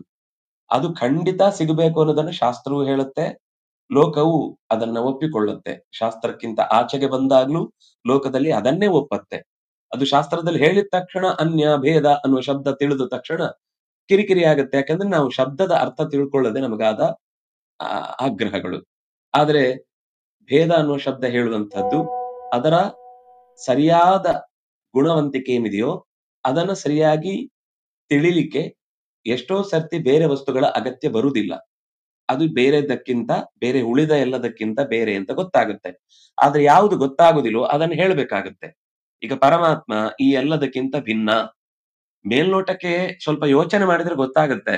ನನಗೆ ಅಲ್ಪಜ್ಞತ್ವ ಇದೆ, ನನಗೆ ಸರ್ವ ಸಾಮರ್ಥ್ಯ ಇಲ್ಲ, ನಾನು ಎಲ್ಲಾ ಕಾಲದಲ್ಲೂ ಎಚ್ಚರದಲ್ಲಿ ಇರ್ಲಿಕ್ಕೆ ಬರುದಿಲ್ಲ, ನನ್ನ ನಿದ್ದೆಯಲ್ಲಿ ನನ್ನ ಕಂಟ್ರೋಲ್ ಅಲ್ಲಿ ಇಲ್ಲ ಅನ್ನುವ ಈ ಎಲ್ಲ ಅಂಶಗಳು ನಮಗೆ ಗೊತ್ತಾದ್ರೂ ಕೂಡ ಕೆಲವು ಅಂಶದಲ್ಲಿ ಸಾಧನೆಯ ಮಾರ್ಗದ ಆಳಕ್ಕೆ ಹೋದಾಗ ನಮ್ಗೆ ಬೇಕಿರೋದು ಅಲ್ಲೇ ಎಲ್ಲಿ ಪ್ರಾಬ್ಲಮ್ ಬರುತ್ತೋ ಅಲ್ಲಿ ಹೇಳ್ಬೇಕು. ಅದು ಈಗಿನಿಂದ ಅದರ ಹಿನ್ನೆಲೆಯನ್ನ ತಿಳಿಸಿದ್ರೆ ಅಲ್ಲಿಗೆ ಹೋದಾಗ ನಾನು ಹಿಂದೆ ಓದಿದ ಪ್ರಕಾರ ನನ್ನೊಳಗಿನ ಬೆಳಕು ಇನ್ನೊಂದು ನನಗಿಂತ ಹೆಚ್ಚು ಸಮರ್ಪಕವಾಗಿ ನನ್ನನ್ನು ನಿಯಂತ್ರಿಸ್ತಾ ಇದೆ ಅನ್ನೋದು ಅವನಿಗೆ ಅರ್ಥ ಆದಾಗ ಸರ್ವೇಷು ಭೂತೇಶು ಎಲ್ಲ ಭೂತಗಳು ನಷ್ಟವಾದಾಗ್ಲೂ ಅದು ಉಳಿದು ಬಿಡುತ್ತೆ. ನನ್ನತನ ಅನ್ನೋದು ನಾನು ಅದರ ಕೊನೆ ಏನು ಅಂತ ಮುಟ್ಟಿದ್ರು ಅದು ನನ್ನಕ್ಕಿಂತ ಬೇರೆಯಾಗಿಯೇ ಉಳಿಯತ್ತೆ, ನನ್ನಕ್ಕಿಂತ ಹೆಚ್ಚಿನದ್ದಾಗಿಯೇ ಉಳಿಯತ್ತೆ, ನನ್ನಕ್ಕಿಂತ ವಿಚಿತ್ರವಾಗಿಯೇ ಉಳಿಯತ್ತೆ, ನನ್ನಕ್ಕಿಂತ ವಿಲಕ್ಷಣವಾಗಿಯೇ ಉಳಿಯತ್ತೆ. ಹಾಗಾಗಿ ಸ ನ ವಿನಶ್ಯತಿ, ಅದು ನಾಶ ಹೊಂದುವಂತದ್ದಲ್ಲ. ನಮಗೆ ಒಂದು ಇತಿಮಿತಿ ಇದೆ. ಶರೀರದಿಂದ ಇತಿಮಿತಿ ಇದೆ, ಗುಣದಿಂದ ಇತಿಮಿತಿ ಇದೆ, ಸಾಮರ್ಥ್ಯದಿಂದ ಇತಿಮಿತಿ ಇದೆ, ಆಯುಷ್ಯದಿಂದ ಇತಿಮಿತಿ ಇದೆ. ಈ ಯಾವ ಇತಿಮಿತಿ ಇಲ್ಲದೆ ಅದು ಎಂದೂ ನಷ್ಟವಾಗದ ವಿವಿಧ ರೂಪವಾದ ನಮ್ಮ ನಾಶಗಳೇನಿದೆ ಅಂಥ ನಾಶ ಆತನಿಗೆ ಇಲ್ಲ. ದುಃಖ ಪ್ರಾಪ್ತಿ ಅನ್ನುವಂತಹ ನಾಶ ಇಲ್ಲ, ಮರಳಿ ಹುಟ್ಟುವುದು ಅನ್ನುವ ನಾಶ ಇಲ್ಲ. ಹುಟ್ಟುವುದು ಅನ್ನೋದು ಒಂಥರ ನಾಶವೇ. ಈ ಶರೀರ ಹೋಯ್ತಲ್ವಾ, ಹುಟ್ಟುವುದು ಅಂತ ನೀವು ಪಾಸಿಟಿವ್ ಆಗಿ ಹೇಳ್ಬೋದು, ಆದ್ರೆ ಈ ಶರೀರ ಹೋಯ್ತು ಅನ್ನುವ ನಾಶ ಇದ್ದೇ ಇದೆ. ಹಾಗಾಗಿ ಬಹಳ ಸೂಕ್ಷ್ಮವಾದ ರೀತಿಯಲ್ಲಿ ನಾವು ಶಾಸ್ತ್ರವನ್ನ ಗಮನಿಸಿದ್ರೆ ಮಾತ್ರ ಈಗ ಇದೇ ತರ ತಾರತಮ್ಯ ಅನ್ನುವ ಶಬ್ದ, ಅಲ್ಲಿ ತರತಮ ಭಾವ ಅನ್ನೋದು ಅವರಲ್ಲಿ ಈಗ ಯಾರಿಗೆ ಎಷ್ಟು ಯೋಗ್ಯತೆ ಇದೆಯೋ ಅದಕ್ಕೆ ತಕ್ಕ ಗೌರವ ಸಿಗಬೇಕು ಅನ್ನೋದು ಮತ್ತೆ ತಾರತಮ್ಯ ಅನ್ನುವ ಶಬ್ದದ ಅರ್ಥ. ಹೊರತು ಯಾರಿಗೆ ಎತ್ತರದ ಸ್ಥಾನ ಇದೆಯೋ ಅವರಿಗೆ ಕೆಳಗೆ ಕೂಡಿಸುದು, ಯಾರಿಗೆ ಕೆಳಗೆ ಇರಬೇಕಾದವರು ಅವ್ರನ್ನ ತಗೊಂಡೋಗಿ ಸೀಟಲ್ಲಿ ಕೂಡಿಸುದು ಅನ್ನೋದು ಮಾಡಿದಾಗ ನೀವು ಅದನ್ನು ಪಕ್ಷಪಾತ ಅಂತ ಹೇಳಿ. ತಾರತಮ್ಯ ಅನ್ನುವ ಶಬ್ದ ಪಕ್ಷಪಾತ ಅನ್ನುವ ಅರ್ಥದಲ್ಲಿ ಇಲ್ಲ. ಆದ್ರೆ ನಾವೆಲ್ಲರೂ ಹೆಚ್ಚಿನವರು ಬಳಸುವುದು ಹಾಗೇನೆ. ಅವ್ರು ತುಂಬಾ ತಾರತಮ್ಯ ಮಾಡ್ತಾರೆ ಅಂತ. ಆದ್ರೆ ಅದು ತಾರತಮ್ಯ ಅನ್ನೋ ಶಬ್ದ ಶಾಸ್ತ್ರೀಯವಾಗಿ ಬೇರೆ, ನಾವು ಲೋಕದಲ್ಲಿ ಅರ್ಥವಾಗಿ ಬಳಸ್ತಾ ಇರೋದು ಬೇರೆ. ಈಗ ಸಾಹಸ ಅಂದ್ರೆ ದುಡುಕಿನಿಂದ ಮಾಡುವ ಕೆಲಸ ಅಂತ ಅರ್ಥ.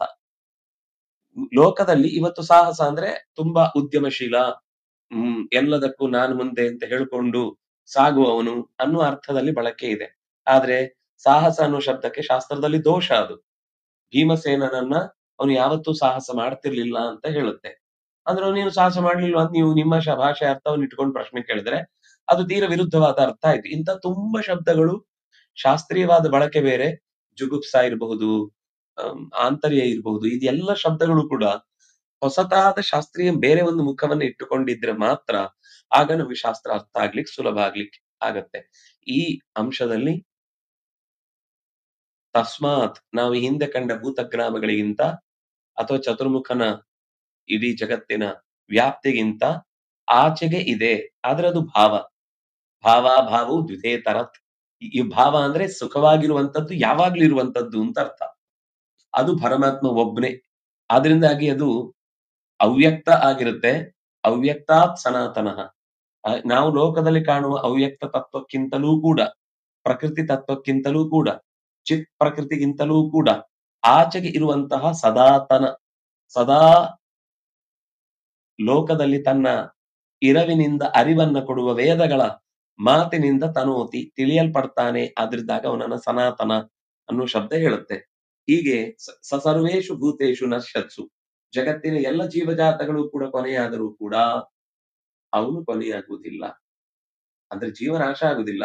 ಆದ್ರೆ ಒಂದು ಸತ್ಯ ತನ್ನ ಎಲ್ಲಿದ್ದೇನೆ ಅನ್ನೋ ಅಸ್ತಿತ್ವ ಹೇಗೆ ನಿದ್ದೆಯಲ್ಲಿ ನಮಗೆ ಗೊತ್ತಾಗುದಿಲ್ವೋ ಹಾಗೆ ಆ ಪ್ರಳಯ ಕಾಲದಲ್ಲೂ ಅವನಿಗೆ ತನ್ನ ಅಸ್ತಿತ್ವದ ಮರೆವು ಉಂಟಾಗಿ ಭಗವಂತನ ಹೊಟ್ಟೆ ಎಂಬ ತೊಟ್ಟಿಲಲ್ಲಿ ಭಗವಂತನಿಂದ ಕೈ ತಟ್ಟಿಸಿಕೊಂಡು ಆರಾಮವಾಗಿ ಮತ್ತೆ ಎದ್ದು ಹೊಸ ಹುಟ್ಟಿನಿಂದ, ಹೊಸ ಹುರುಪಿನಿಂದ ಜಗತ್ತಿನ ಎಲ್ಲ ವೈವಿಧ್ಯಗಳ ಕಡೆಗೆ ಕಣ್ಣರಳಿಸಿ ಆ ಸತ್ಯವನ್ನ ತಿಳಿಯುವ ಎಚ್ಚರ ಸ್ವಲ್ಪವಾದ್ರೂ ಬಂತು ಅಂತಂದ್ರೆ ತನ್ನ ಬದುಕನ್ನು ಸುಖವಾಗಿ ಸಾಗಿಸ್ತಾನೆ ಅನ್ನುವ ಇಷ್ಟು ಅಂಶಗಳನ್ನ ಈ ಪದ್ಯದ ಮೂಲಕ ನೋಡಿದ ಹಾಗಾಯ್ತು.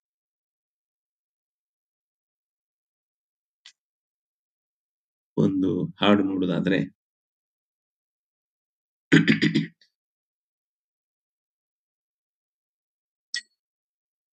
ಅಗಣಿತ ಸುಪೂರ್ಣ ನಿರ್ದೋಷ ನಾನಾ ಗುಣಗಣಮನಂತಮಕ್ಷಯ್ಯತೇಹಂ ಅನವರತಂ ಆದರಾದಂ ಭುಜಾಕ್ಷಂ ಸ್ಮರ ಭವ ಭಯಾಪಹಂ ವಾಸುದೇವಂ ಅನವರತಂ ಆದರಾದಂ ಭುಜಾಕ್ಷಂ ಸ್ಮರ ಭವ ಭಯಾಪಹಂ ವಾಸುದೇವಂ ಗೋವಿಂದ ಗೋವಿಂದ ಗೋವಿಂದ ರಾಮ ಗೋವಿಂದ ಗೋವಿಂದ ಗೋವಿಂದ ರಾಮ ಇತಿ ಪವನ ಭೂತ ನಾಥಾಂಡ ಜಾತ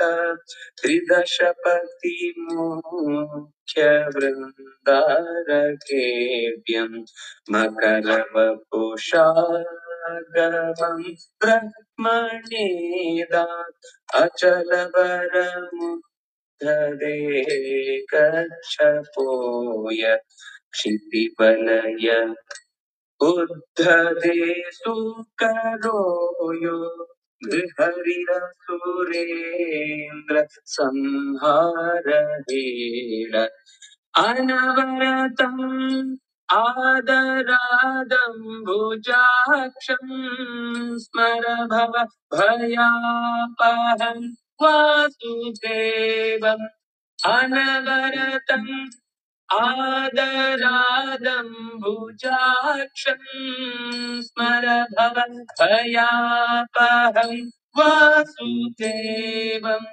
ಗೋವಿಂದ ಗೋವಿಂದ ಗೋವಿಂದ ರಾಮ ಗೋವಿಂದ ಗೋವಿಂದ ಗೋವಿಂದ ರಾಮ बलिति सुताददौ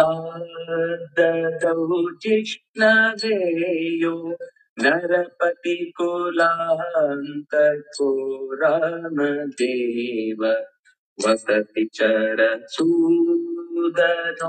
राघवो यो भुवनभरकृन्तनो यादवेन्द्र अनवरतम् आदरादम्बुजाक्षम् स्मर भव भयापहं वासुदेवम् अनवरतम् आदरादम्बुजाक्षम् स्मर भव भयापहं वासुदेवम् गोविन्द गोविन्द गोविन्द राम गोविन्द गोविन्द गोविन्द राम खलमति विमोहनो बोधिबुद्ध खलरिपुरलक्ष्य कल्क्यात्मकोय विबुधगण सेवितं प्राणनाथं सलिलशयनेच्छये हावतीर्णम् अनवरतम् आदरादम्बुजाक्षम् स्मर भव भयापहं वासुदेवम् अनवरतम् आदरादम्बुजाक्षम् स्मर भव भयापहं पूर्णबोधम् गोविन्द गोविन्द गोविन्द राम गोविन्द गोविन्द गोविन्द राम कपिवरतनु हनुमन्तमम्भो निधितरण दक्षिणं रामदासं भरतकुल मण्डनं भारतीशं भुवन भरकृन्तनं भीमसेनम् अनवरतम् आदरादम्बुजाक्षम् स्मर भव भयापहं वासुदेवम् अनवरतम् आदरादम्बुजाक्षम् स्मर भव भयापहं पूर्णबोधम् गोविन्द गोविन्द गोविन्द राम गोविन्द गोविन्द गोविन्द राम यतिवरममेय कैवल्यदेहं हृदयति निरापदं सज्जनानां गुरुमयुग विक्रमाचार्यवर्यं दशमतिकृतान्तराजीवभृङ्गम् अनवरतम् आदरादम्बुजाक्षम् स्मर भव भयापहं पूर्णबोधम् अनवरतम् आदरादम्बुजाक्षम् स्मर भव भयापहं सूरिवर्यम् गोविन्द गोविन्द गोविन्द राम गोविन्द गोविन्द गोविन्द राम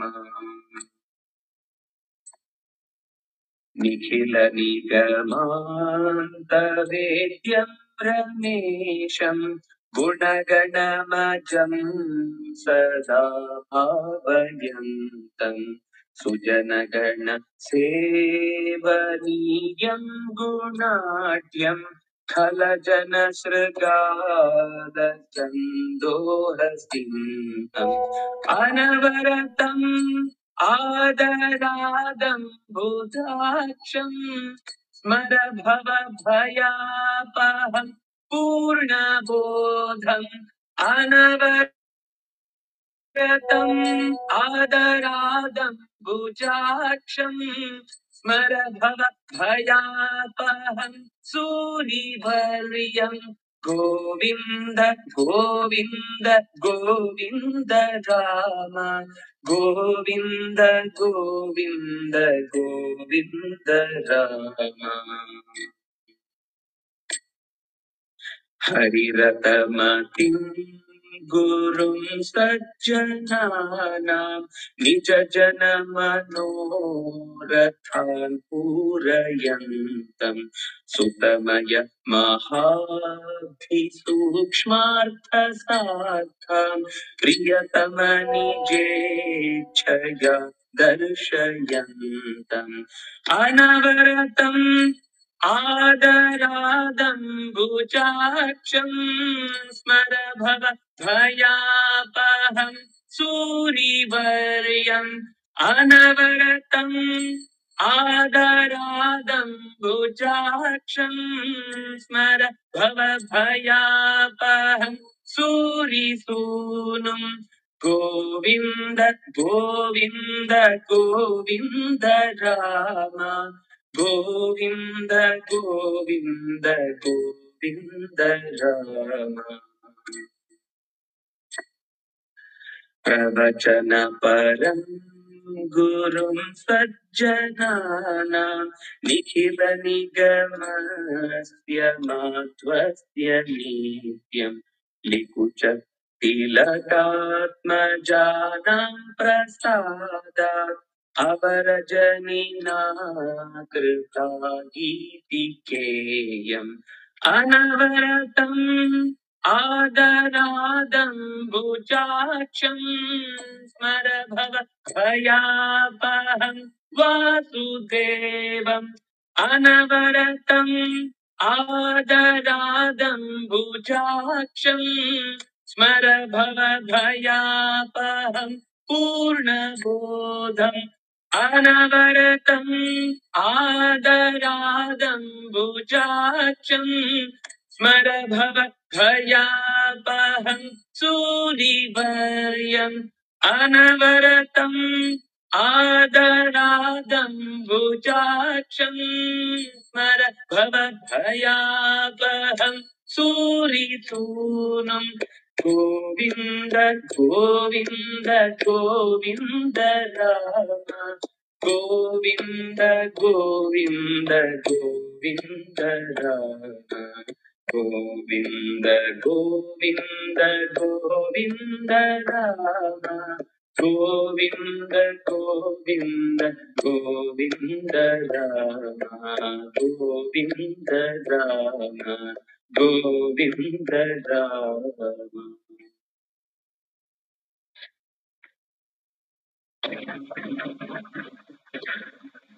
उत्तिष्ठ नरसिंह संहर संहर मायि जनं दह पापगवम् ध्वंसय संतमसम्मति सत्तम जय जय नाथ मृकण्ठीरवा नारायण नारायण हरि हरि नारायण नारायण नारायण नारायण जय जय नारायण नारायण नारायण जय नाथ हरे जय मंगल सागर सार जया देव सिंह जय वीर सिंह जय श्री नृसिंह जय वासुदेवा नारायण नारायण हरि हरि नारायण नारायण नारायण नारायण जय जय नारायण नारायण स्तंभभवा जय शंभुनुता जय पाणिजपाटित पाप जय देव सिंह जय वीर सिंह जय श्री नृसिंहा जय वासुदेव नारायण नारायण हरि हरि नारायण नारायण नारायण नारायण जय जय नारायण नारायण इंदु मुखा जय नंद सुता जय सुंदर नंदित भक्त जय देव सिंहा जय वीर सिंहा जय श्री सिंहा जय वासुदेवा नारायण नारायण हरि हरि नारायण नारायण नारायण नारायण जय जय नारायण नारायण वारिजवासिनी वारिधि जय वारिजलोचने देवी जया श्रीवरदे जय मातृतमे जय सुंदरी देवी परेशि जया नारायण नारायण हरि हरि नारायण नारायण नारायण नारायण जय जय नारायण नारायण श्री हनुमन्नुत राम रमावर भीम शुभावह वृष्णिपते श्रीमध्वल्लभ वेद पते जय नारसिंहा जय नारायण नारायण नारायण हरि हरि नारायण नारायण नारायण नारायण जय जय नारायण नारायण दीपित तत्व परामृत मारुत सुंदर पाद सरोरुह भृंगवरा अद्वय विक्रम कोविद बोधय पूर्ण बुधो निधि माधिहरम् नारायण नारायण हरि हरि नारायण नारायण नारायण नारायण जय जय नारायण नारायण देवदयोदय सिन्धुपते जय संतत सन्मतिनाथ जय श्री गुरुनाथ जयामित भाजय सज्जन पूजित पाद जय नारायण नारायण हरि हरि नारायण नारायण नारायण नारायण जय जय नारायण नारायण श्रीवर चक्र गदाधरामर सेवित श्रीमध्वनाथ जय श्रीमध्वनाथ करार्चित पाद युगाब्ज जयाखिल विघ्नहरा नारायण नारायण जय जय नारायण नारायण नारायण नारायण हरि हरि नारायण नारायण श्रीनाथ वेणुधरामित सद्गुण सज्जन पूजित पाद जया श्री योगदीपार्य भावित विग्रह नृत्तगण प्रिय दुष्टहरा नारायण नारायण हरि हरि नारायण नारायण नारायण नारायण जय जय नारायण नारायण नारायण जय नारायण जय नारायण जय नारायण नारायण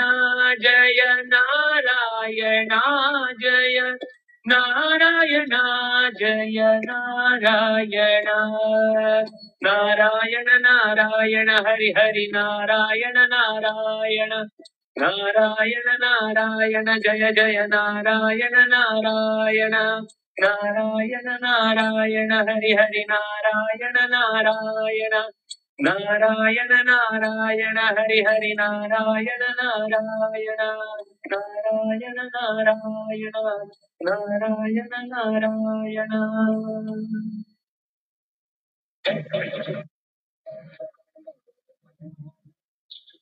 ಮಾಲತಿ ಕುಂದಮಂದಾರಮಾಲ ಮಲ್ಲಿಕೋಲ್ಲಾಸಿಧಂ ಇಲ್ಲ ಮೌಲಿಂ ಗೋಕುಲಾನಂದಿಲೀಲಾ ವಿಲೋಲಂ ನಂದಯಾಮೋ ವಯಂ ನಂದಸೂನುಂ ನಂದಯಾಮೋ ವಯಂ ನಂದಸೂನುಂ ಗೋವಿಂದ ಗೋವಿಂದ ಗೋವಿಂದ ಗೋವಿಂದ ಗೋವಿಂದ ರಾಮ ಗೋವಿಂದ ಗೋವಿಂದ ಗೋವಿಂದ ಗೋವಿಂದ ಗೋವಿಂದ ರಾಮ ಮಂಜುಷಿಂ ಜನ್ಮಣಿ ಶ್ರೇಣಿರಾಜನ್ ನೂಪುರೋದಾರ ಪಾದಾರವಿಂದಂ ಉಲ್ಲಸನ್ ನೃತ್ತಲೀಲಾ ವಿಲಾಸಂ ನಂದಯಾಮೋ ವಯಂ ನಂದಸೂನುಂ ನಂದಯಾಮೋ ವಯಂ ನಂದಸೂನುಂ ಚಾರು ಚಾಮೀಕರೋದ್ಭಾಸಿ ಭಾಸೋ ದೀಪ್ತ ಸೌದಾಮಿನಿ ಧಾಮ ಕಾಂಚಿಂ ವಲ್ಲವೀ ವಲ್ಲರಿ ಭೃಂಗರಾಜಂ ನಂದಯಾಮೋ ವಯಂ ನಂದಸೂನುಂ ನಂದಯಾಮೋ ವಯಂ ನಂದಸೂನುಂ.